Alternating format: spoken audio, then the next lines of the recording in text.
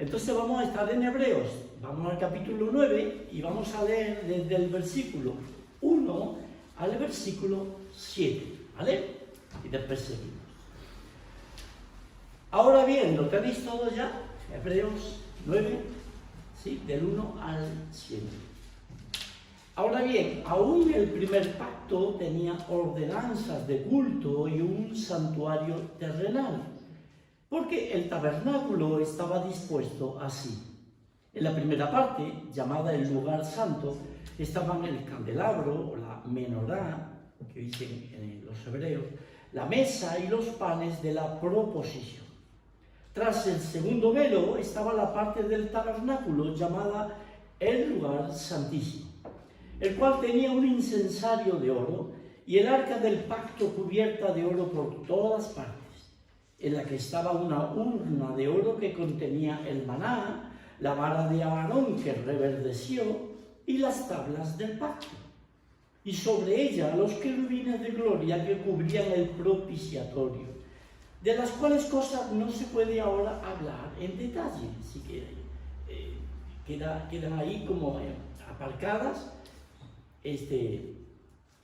porque en otros lugares se habla con más detalle, ¿no? Y así dispuestas estas cosas, en la primera parte del tabernáculo entran los sacerdotes continuamente para cumplir los oficios del culto. Pero en la segunda parte, allí no está, ¿no? Pero podríamos poner, entra solo el sumo sacerdote una vez al año, no sin sangre, la cual ofrece por sí mismo y por los pecados de ignorancia del pueblo. Bueno, hasta aquí.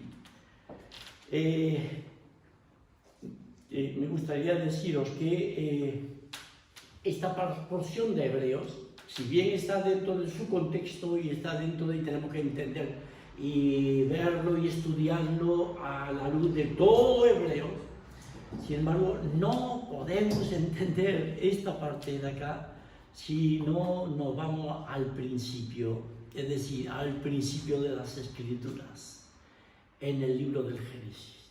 Es imposible entender la profundidad o el sentido, el por qué tenemos este capítulo 9 en Hebreos.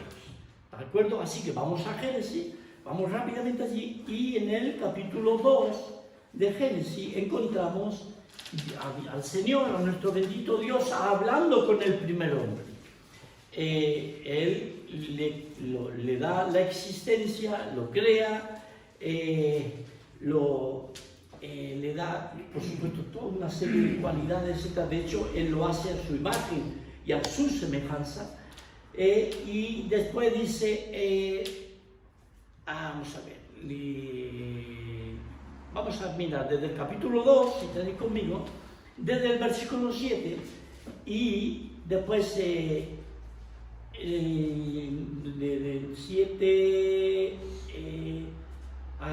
del 7 y 8, 7, 8 y 9, y después el 15, 16 y 17, ¿vale? Venga, dice: entonces Jehová Dios formó al hombre del polvo de la tierra, y sopló en su nariz aliento de vida, y fue el hombre un ser viviente. Ese es nuestro primer antepasado, es el primero de donde nosotros descendemos, ¿vale? Cada uno de nosotros.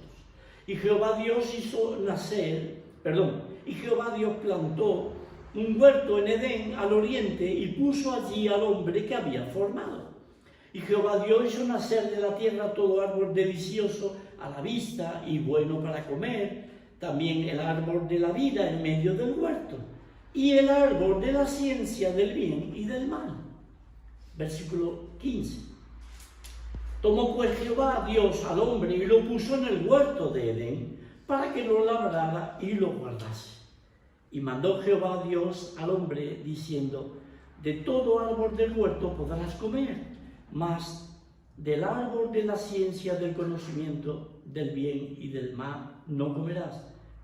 Mas del árbol de la ciencia del bien y del mal no comerás, porque el día que de él comieres, ciertamente morirás. Cuando llegamos al capítulo 3, encontramos, después de todo este todo este paréntesis, podemos decir, desde la creación del primer hombre hasta su primera responsabilidad de cuidar el huerto, trabajarlo, etc.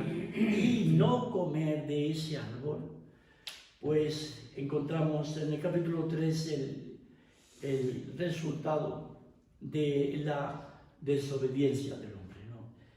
Tristemente encontramos como el hombre toma de ese fruto. En el capítulo 3 encontramos, dice, versículo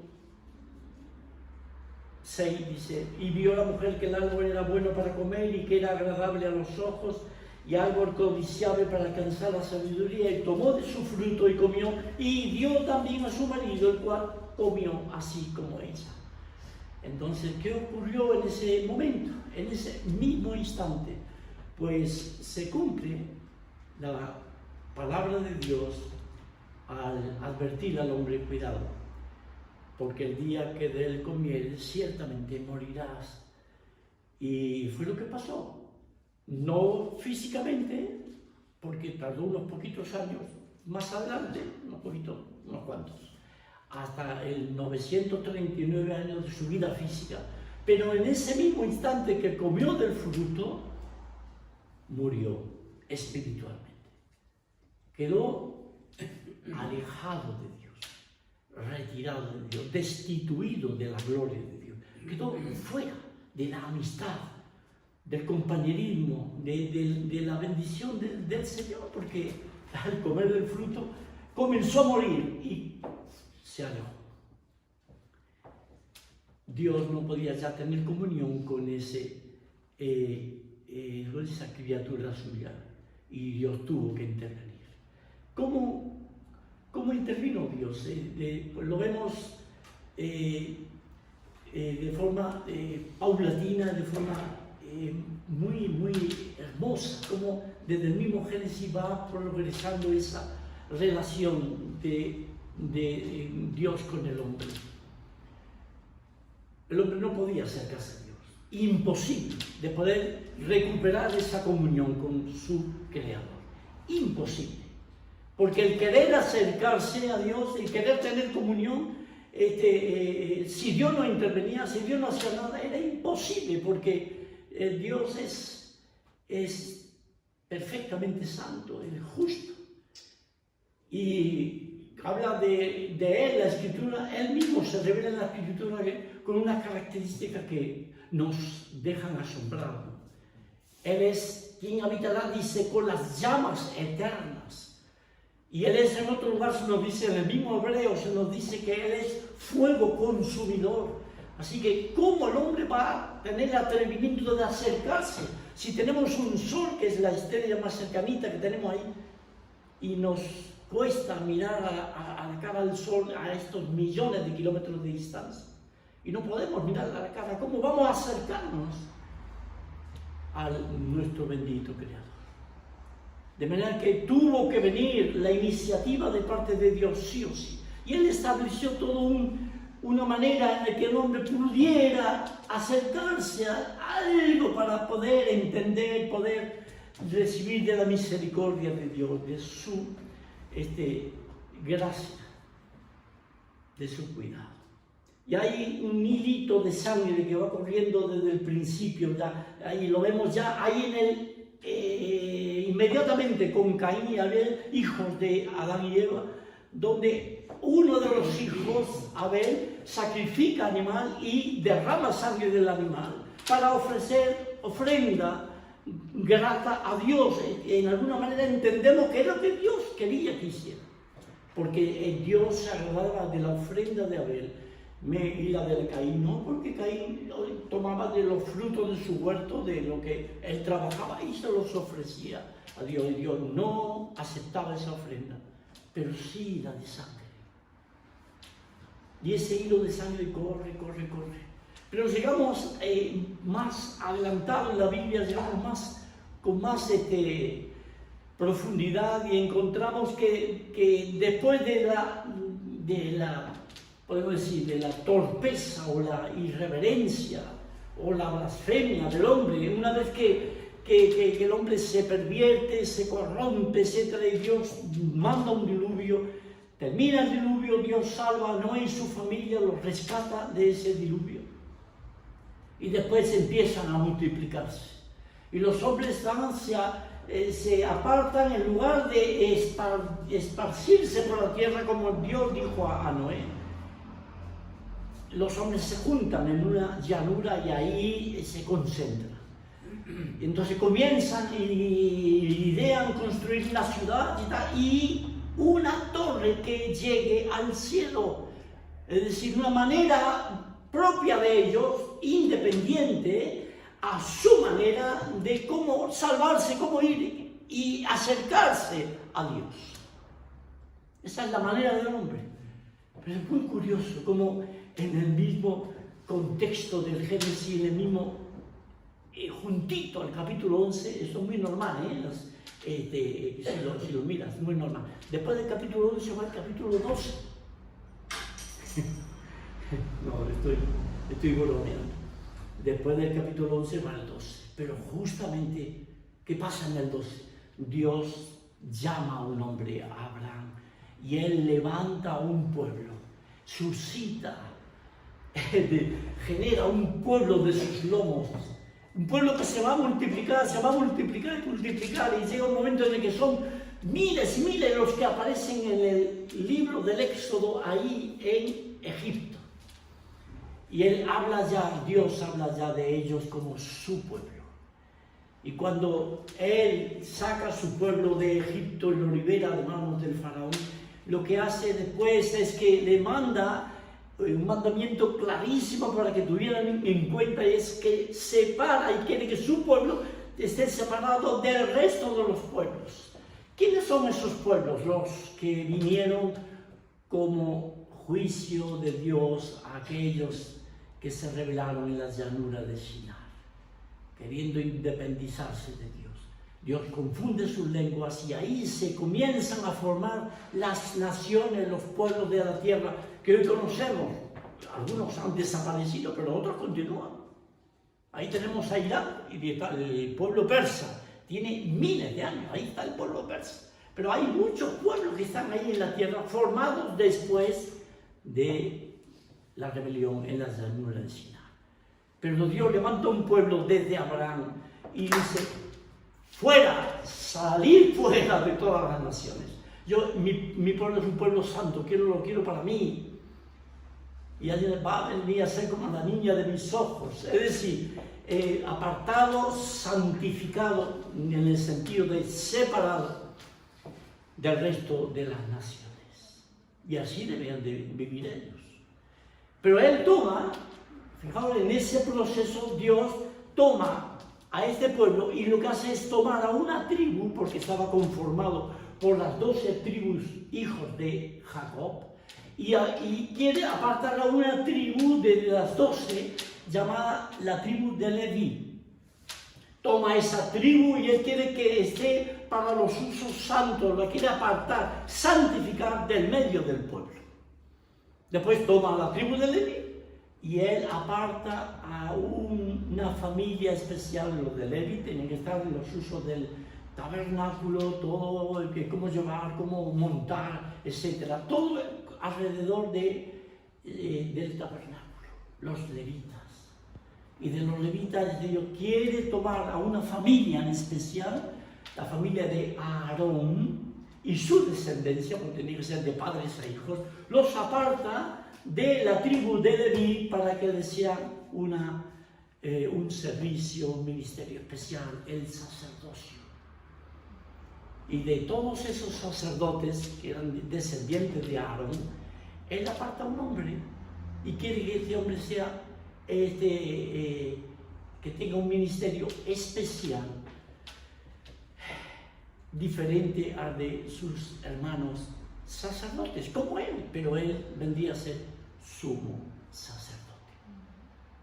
Entonces, cuando vamos aquí al capítulo 9 de Hebreos, ahora vamos otra vez ahí, ahora lo que encontramos es la descripción y de forma muy natural de cómo estaba dispuesto ese tabernáculo y quienes lo ministraban, todo lo que Dios había establecido en el Antiguo Testamento, ¿vale? Pero hemos visto todo el desarrollo, el proceso, es decir, el Señor fue separando, en alguna manera, acercando al hombre hacia Él, acercándolo. Es como aquellas, ¿habéis visto esos cohetes que tiran ahí la NASA y los americanos? Siempre están tirando cohetes. Y los rusos también están tirando. Y entonces tiran el cohete, lo habéis visto, ¿verdad? Y tiran, ¡oh! Y cuando lleva ya un rato, de pronto, ¡pum! Como que se sale del medio y sale otra parte, otro elemento, otra carcasa. Para allá. Y después otra más que deja la otra hasta llegar y cada vez más para arriba, y más para arriba, según donde esté dirigido el satélite. Es lo que el Señor hizo. Aparta a Israel de los pueblos, tribu de Leví, el sacerdocio, y hasta llegar a un hombre solo. Lo encontramos aquí, pero en la segunda parte, solo el sumo sacerdote, una vez al año, no sin sangre, la cual ofrece por sí mismo y por los pecados de ignorancia del pueblo. ¿Qué es lo que encontramos aquí? En el capítulo 9, del 1 al 7, es el punto más álgido, el punto más alto de acercamiento del hombre a Dios, tal como Dios había establecido. No sé si habéis visto alguna vez, pues sin duda, habéis ido a catedrales y tal. Aquí en Olot seguramente tenéis una buena iglesia católica, un templo tremendo, con todas, seguramente antiguo, con todas las columnatas. ¿Sí? Puede ser. Aquí en Olot hay algo así.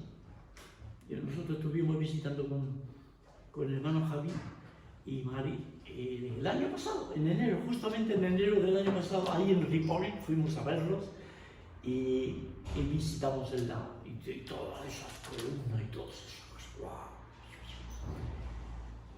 Y en Barcelona igual está la catedral famosa de la Sagrada Familia, y uno observa ahí hay una serie de edificaciones que van subiendo, van levantando piedra sobre piedra, van dando, hasta que llegan a la punta donde hay una piedra especial, que se le llama la dovela central, está ahí arriba del todo, y eso viene a significar o a representar lo que sería la clave de bóveda. Esa es la clave de bóveda. De manera que si tú quitas esa piedra, todo el armazón, toda la estructura se viene abajo. No tiene sentido, se viene abajo. No sirve. Si la piedra central ahí no es correcta o no hay, ¿vale? Se viene abajo. Esa es la llamada clave de bóveda. Si tú quitas el capítulo 9 de Hebreos, se va todo Hebreos para abajo, porque pierde el sentido. La clave de bóveda de todo Hebreos está en el capítulo 9, de toda esa edificación, ¿vale? Pero yo quiero llevar más allá todavía. La clave de bóveda de toda la manera como Dios ha querido tratar con los hombres y volver a tener comunión, volver a tener compañerismo, y que los hombres puedan allegarse a Dios, acercarse a su Creador, y poder por fin tener comunión y tener una vida eterna, una vida ya asegurada, una conciencia de pecado limpia. Pues tenemos que entender esto, como Dios quiso hacerlo. Cuando vamos al capítulo 9, los tres siguientes versículos, mira cómo dice la palabra del Señor. Dice, dando con esta disposición, dando el Espíritu Santo a entender con esto que aún no se había manifestado el camino al lugar santísimo, entre tanto que la primera parte del tabernáculo estuviese en pie. Esto suena extraño a la hora de recibir este mensaje a aquellos hebreos que lo estaban recibiendo, porque todavía el templo estaba en pie y todavía se hacía sacrificio, el sistema levítico funcionaba, todavía los sacerdotes hacían sacrificios, tenían su ministerio, y el sumo sacerdote seguía una vez al año, no sin sangre, porque tenía que entrar con la sangre de animal, a lo más profundo. De manera que ahí había un velo que estaba todavía interponiéndose entre el lugar santo y el lugar santísimo. La cuestión es que años atrás de que se diera este mensaje, ese velo fue roto, se rompió. No voy a seguir explicando más, pero que vamos a verlo. Pero ese velo se rompió de arriba abajo, de manera que ya no había falta de mediación o falta de comunicación entre el lugar santo y el lugar santísimo. ¿Vale? Pero dice, lo cual, es decir, todo ese sistema, toda esa disposición del tabernáculo con todo lo que hemos leído y hemos visto, lo cual es símbolo para el tiempo presente, dice el autor de Hebreos, según el cual se presentan ofrendas y sacrificios, y esto es tremendo lo que vamos a ver, que no pueden hacer perfecto en cuanto a la conciencia al que practica este culto. ¡Wow! O sea que Dios nos ha ido acercando y acercando y acercando y acercando, y cuando llegamos aquí a lo más álgido, lo más alto, digamos a la clave de bóveda, que es capítulo 9 de Hebreos, donde es el sumo, donde nadie podía llegar, excepto aquellos que estaban dispuestos por Dios y preparados por Dios. Tenía que ser del pueblo de Israel, tenía que ser de la tribu de Levi, tenía que ser de la familia de Aarón, tenía que ser sumo sacerdote el que entrara al lugar santísimo. Y es la parte más cercana. Ahí se estaban junto al arca del pacto, y ahí el sumo sacerdote rociaba la sangre sobre el propiciatorio. El Señor aprobaba eso y salía y el pueblo tenía un año más de prórroga, de misericordia, hasta el año siguiente. Pero no puede ser perfecto en cuanto a la conciencia el que practica ese culto. ¿Por qué? Porque es símbolo todo eso para el tiempo presente. Símbolo para el tiempo presente. Quiere decir que lo máximo que el hombre ha tenido en sus manos para poder acercarse a Dios, lo máximo no sirve. No da la perfección en la conciencia, es decir, una conciencia libre de pecado, limpia de pecado, para poder tener una comunión perfecta con el Creador. Tremendo lo que estamos viendo. Es decir, que esa clave de bóveda no sirve, se viene todo el armazón abajo, se viene todo abajo. ¡Wow! ¿Qué vamos a hacer ahora? ¿Qué vamos a hacer? Si esto no sirve ninguna de las construcciones, de las estructuras religiosas, llámale como quieras, de índole oriental, de índole occidental, cristiana occidental, que tiene que ver con una religión muerta, construida, edificada sobre mis obras, lo que yo haga para agradar a Dios, para acercarme a Dios. Pero Dios no admite eso. Ese no es el camino, esa no es la forma.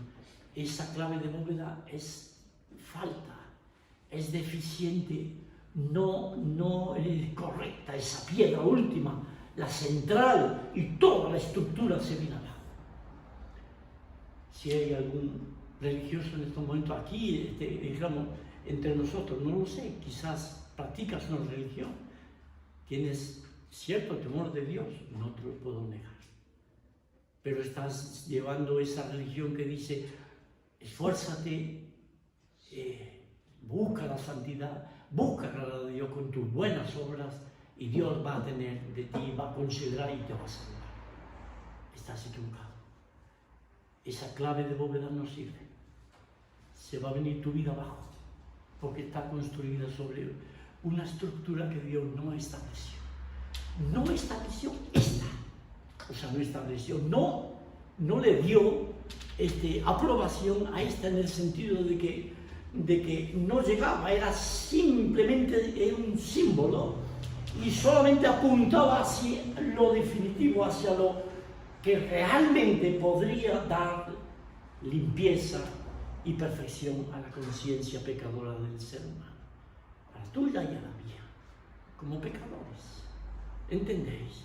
Entonces dice, en cuanto a eso, ya que consiste toda esa estructura de comidas y bebidas, de diversas abluciones y ordenanzas acerca de la carne impuestas, porque fue imposición de Dios, fue imposición divina, hasta el tiempo de reformar las cosas. Quiero dejaros tranquilos para que entendáis que el capítulo 9 no acaba aquí, sigue los versículos. Eso es lo bueno, que el capítulo 9 no acaba acá, si no estaríamos todos perdidos. Pero viene el versículo 11 y es como una bisagra santa, bendita, que te da la vuelta y te lleva para el lado que realmente debemos de entender y debemos de darle gloria al Señor. Señor, ¿qué has hecho?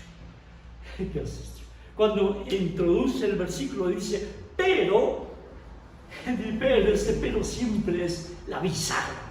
Hay cosas que te llevan para algo que no agrada, pero estos peros, sí, como el pero de Romanos. El hecho de que, bueno, os leo rápidamente, pero me encanta, esa bisagra de Romanos, capítulo 3, dice, ya que por las obras de la ley, lo que os decía antes, ningún ser humano será justificado delante de él, porque por medio de la ley es el conocimiento del pecado. Versículo 21. Pero ahora, aparte de la ley, se ha manifestado la justicia de Dios, testificada por la ley y por los profetas, la justicia de Dios por medio de la fe en Jesucristo. Acá en hebreo dice, pero estando ya presente Cristo, sumo sacerdote de los bienes venideros. Si Hebreos quedara ahí, si el capítulo 9 quedara ahí, estaríamos otra vez en una estacada. Oh, ¿cómo?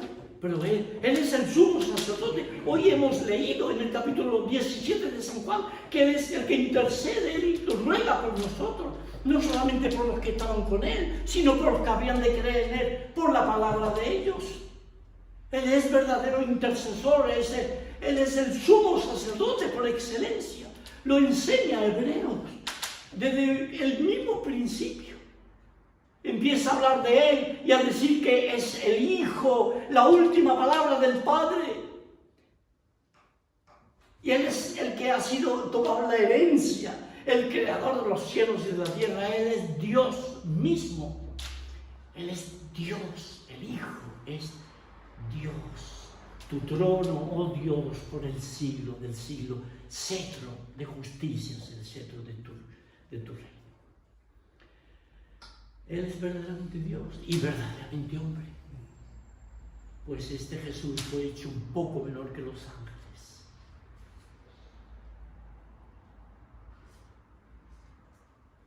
Tomó nuestra naturaleza humana, siendo Dios, se hizo carne y habitó entre nosotros. Y se manifestó con nuestra naturaleza, hecho semejante a nosotros, dice ahí mismo en el capítulo 2 de Hebreos. ¿Y con el propósito de qué? Pues debía de ser en todo semejante a sus hermanos. ¿Para qué? Para venir a ser misericordioso y digno de fe, sumo sacerdote. Es lo que a Dios se refiere, para expiar los pecados del pueblo. De manera que en Cristo se se juntan, en el Hijo se resume o se encuentran las dos naturalezas en su encarnación. Verdaderamente Dios, verdaderamente hombre, está en la posición ideal. Es el que le corresponde el sumo sacerdocio por excelencia. Y lo va aclarando y lo va exponiendo y va diciendo ya que no estoy diciendo tonterías, que esto es verdad y lo digo por esto y por esto y por esto.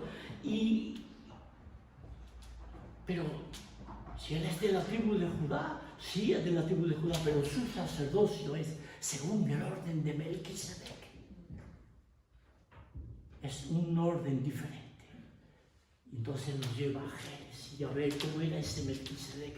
Entonces, tenemos un sumo sacerdote que puede compadecerse de nuestras debilidades.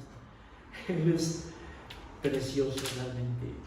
Él tiene una vida indestructible, por cuanto los sacerdotes aarónicos se morían y tenía que venir el Hijo a sustituirle, pero Cristo resucitó de los muertos y tiene una vida indestructible, ya no viene a morir más, vive por los siglos de los siglos. Por eso nos habla a nosotros y nos dice: y vosotros viviréis, porque yo vivo, vosotros también viviréis. ¿Entendéis, hermanos?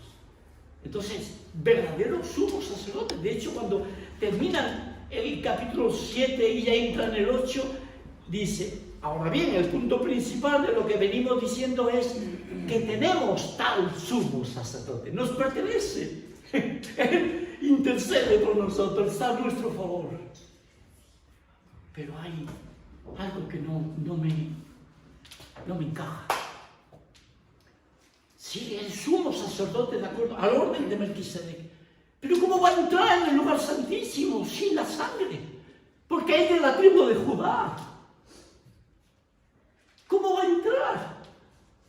Si el Señor hubiera tomado al animal, lo hubiera sacrificado con su sangre querido, siendo sumo sacerdote por excelencia, con toda dignidad, con toda autoridad, pero con la sangre de un animal hubiera sido imposible. No estaríamos ninguno de nosotros aquí. La clave de bóveda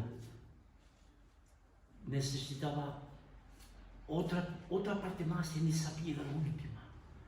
No solamente la cara sumo sacerdotal, sino también la sangre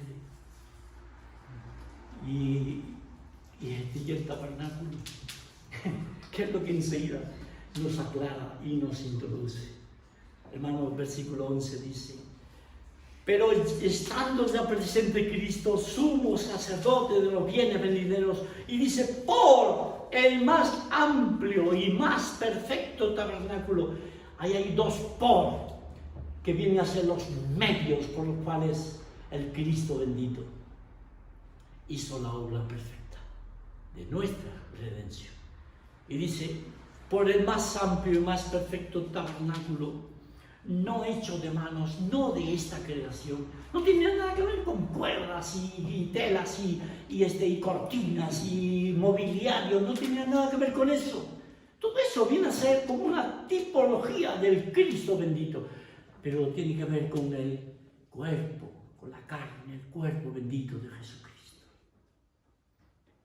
Como el templo santo. Es el templo más amplio. ¿Por qué? Pues porque en el tabernáculo antiguo el autor de Hebreos se va al tabernáculo. Fijaros que no habla del templo actual en Jerusalén, sino que hablaba del tabernáculo, porque era como Dios lo había establecido. Y de manera que encontramos que el cuerpo del Señor Jesús es ese verdadero tabernáculo en el cual pueden entrar, puede ser acogido por millones de personas y diferentes tipos de personas. ¿Os dais cuenta cómo se va minorando? Al final, el más cercano era un hombre que representaba todo ese pueblo, pero no a toda la humanidad, al pueblo de Israel. Cuando hablamos del cuerpo de Jesucristo, por el más amplio tabernáculo. El Señor lo dijo, no estamos yendo fuera de las Escrituras. Destruid este templo y en 3 días lo levantaré. En 46 años Herodes estuvo aquí, tú en 3 días lo vas a levantar. No tiene nada que ver con cortinas y templo y mármol y esto y lo otro. No, es el cuerpo del Señor Jesucristo levantándose de entre los muertos. Y es amplio, el más amplio. En el tabernáculo antiguo solamente un hombre podía ir hasta el lugar santísimo. En el bendito tabernáculo divino es el Señor Jesucristo. Entra cualquiera. Puede ser mujer, hombre, anciano, niño, que crean en Él, que creamos en Él. Puede ser judío, puede ser gentil, puede ser español, puede ser venezolano. Por aquí había alguno, ¿verdad? De Venezuela. Ay. Los de Venezuela también pueden entrar en el favor del Señor, en su comunión, por el verdadero tabernáculo. El más amplio y más perfecto, por cuanto Él nunca pecó ni hizo nunca engaño, nunca salió engaño por su boca. El más perfecto tabernáculo. Y seguimos y dice, no hecho de manos, no de esta creación, por cuanto es obra del Espíritu Santo lo que salió, lo que fue engendrado en el vientre de María. Y dice, y no por sangre de macho cabrío, ni de becerro, sino por, otra vez ahí, el otro medio, sino por su propia sangre, la sangre del Mesías, la sangre de Jesucristo, derramada en la cruz del Gólgota. Ese es el medio, junto con su cuerpo. Las dos cosas, los dos medios. Dice, entró, sino por su propia sangre, entró una vez para siempre en el lugar santísimo, habiendo obtenido eterna redención. Es lo que hizo Cristo fue, representándonos a nosotros, entrar en la presencia de su Padre.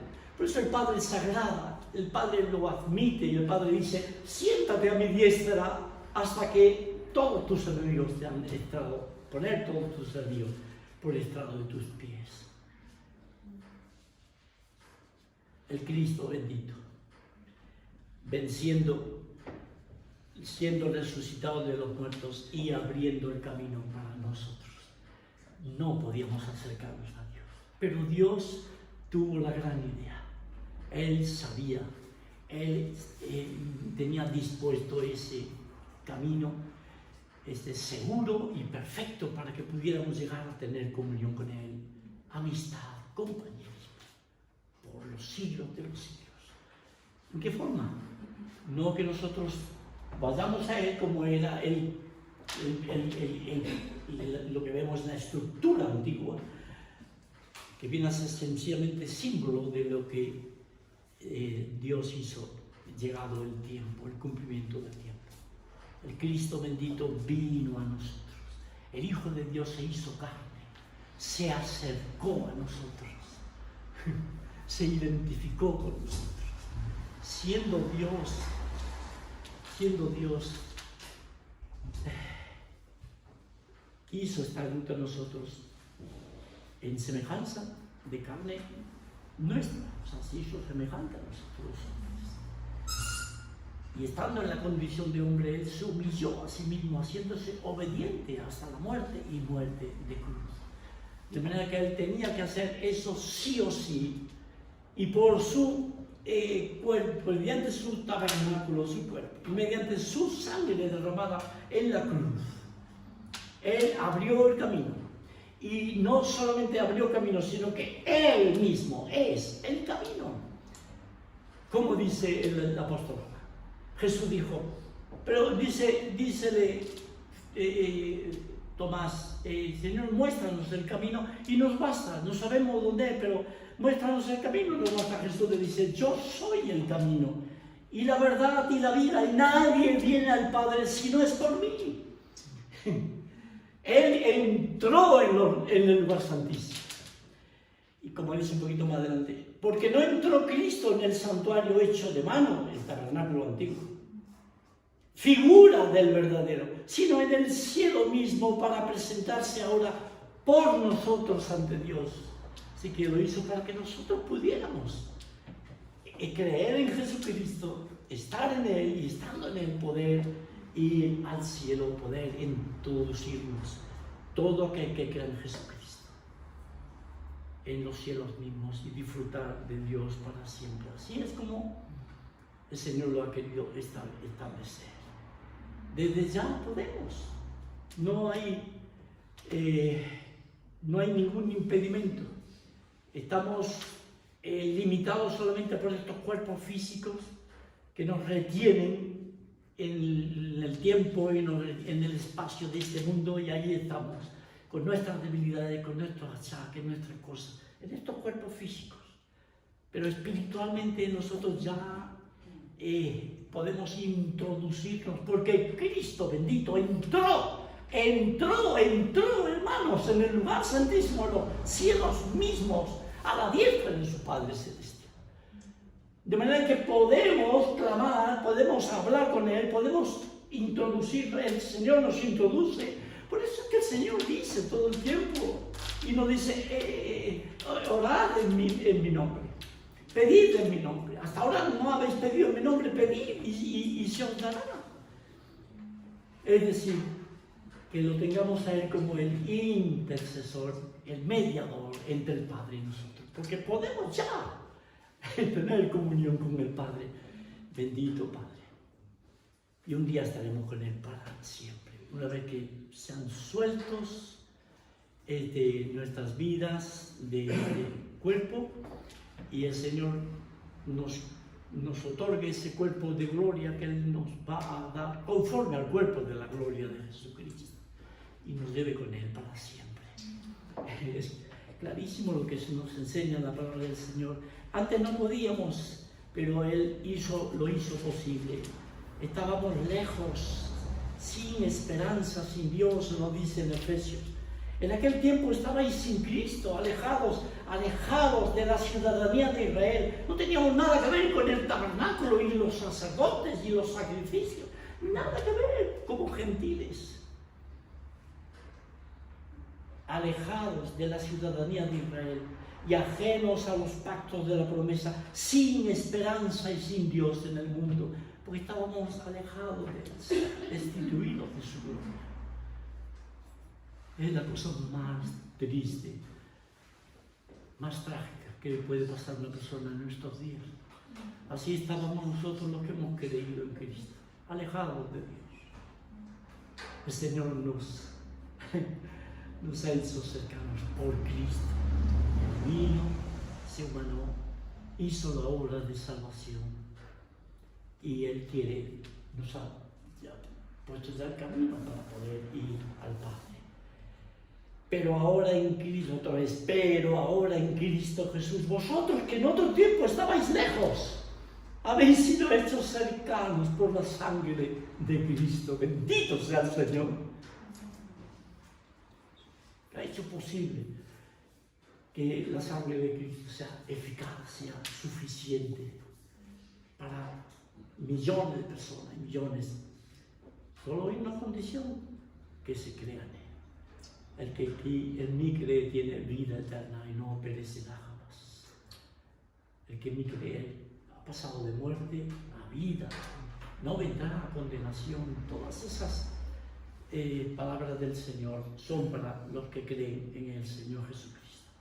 Él es nuestra paz, que de ambos pueblos hizo uno, derribando la pared intermedia de separación. Y después más adelante dice: y mediante la cruz reconciliar con Dios a ambos en un solo cuerpo, matando en ella las enemistades. Y vino y anunció la buena nueva de paz a vosotros que estabais lejos de los gentiles, y a los que estaban cerca.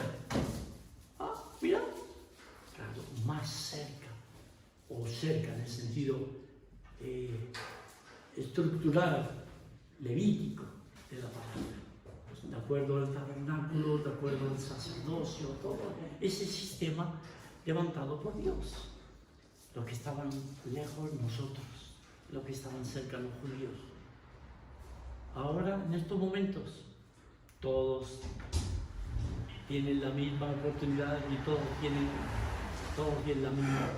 el mismo camino, no hay diferencia, sean judíos o sean gentiles, no hay privilegios. En el Evangelio, de cara al Señor Jesucristo, no hay diferencia. El que cree en el Señor Jesucristo, sea judío, o sea griego, o sea gentil, tiene vida eterna. El que no cree, permanece alejado de Dios, sin esperanza, sin Dios, sin Cristo. Pero el que cree, bendito sea Dios, Él hace la obra perfecta de acercamiento. Ya lo ha hecho por Cristo. Entonces, qué bendición. Yo no sé, todos los que estáis aquí, pero si hubiera alguno que está todavía confiado en su propia obra, su propia vida y queriendo agradar a Dios de acuerdo a tus fuerzas, a tu entendimiento, a tu voluntad, todo eso que tú puedas poner quizás con buena voluntad o con una buena fe, como podemos decir, ¿no? Son expresiones que usamos. Quizás con ese deseo de agradar a Dios, pero no por medio de Jesucristo. Tu construcción va a caer, porque es por medio de Jesucristo. Cuando el Señor Jesús hizo su obra perfecta, por ese más amplio y más perfecto tabernáculo, y por la sangre de Cristo, entonces la cosa se entra a surtir efecto. Por eso dice, porque si la sangre de los toros, capítulo 9, y de los machos cabríos, y la ceniza de la becerra rociadas a los inmundos, santifican para la purificación de la carne. Esto era todo de acuerdo al ceremonial levítico, etc. Pero no tenía nada que ver con la conciencia, porque no podía ser perfecto en cuanto a la conciencia al que practica ese culto.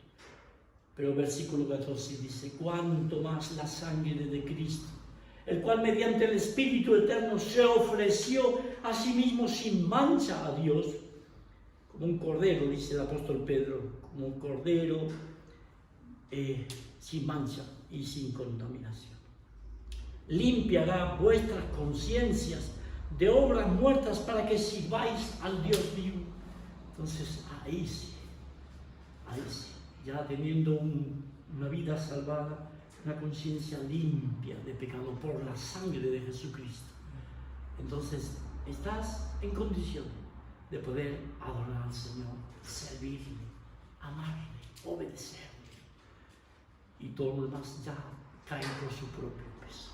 Bendito sea el Señor. Hermanos, agarrémonos de estas verdades, de la persona bendita de Jesucristo, nuestro perfecto y único mediador, que es entre Dios y los hombres, Jesucristo. Vayamos a Él y tomémonos de la mano de Él. Y cuando necesitamos algo, pidámoslo por medio de Jesucristo al Padre. Padre, en el nombre de Jesús. Si quizás no te lo quiera conceder porque Él lo ve así apropiado, por lo que sea. Pero Señor, dame la fuerza para sobrellevar lo que tengo que sobrellevar. Y el Padre responde la intercesión del Hijo y responde la oración de su Hijo en la tierra. Que Dios bendiga, hermanos, que podamos ir a nuestra casa con esta palabra del Señor bien grabada en nuestros corazones, agradecidos a Dios por lo que ha hecho. Nosotros no podíamos, pero Él sí quiso y lo pudo hacer a nuestro favor. Amén, hermanos. Amén.